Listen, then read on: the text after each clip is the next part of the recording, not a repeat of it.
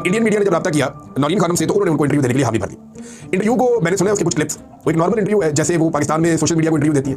या ये international media के साथ कभी कहीं बात कर ले तो वो उसी तरह कह रही है कि मेरा भाई उसको जेल में नाहक कैद किया हुआ है, वो पाकिस्तान छोड़कर नहीं जाना चाहता, वो पाकिस्तान में रहना चाहता है, वो पाकिस्तान का वफादार है, पाकिस्तान के लोग उससे प्यार करते हैं, उसका मैंडेट चोरी किया, वही सारी बातें जो वो हर जगह पे करते हैं। इमरान खान साहब की बहन है। अब इंडियन टीवी पे इंटरव्यू आने के बाद एक आर्टिफिशियल इंटेलिजेंस के जरिए से एक जुमला बनाया गया, जिस जुमले में ये आर्टिफिशियल इंटेलिजेंस का जुमला है और जाली जुमले में ये कहा गया कि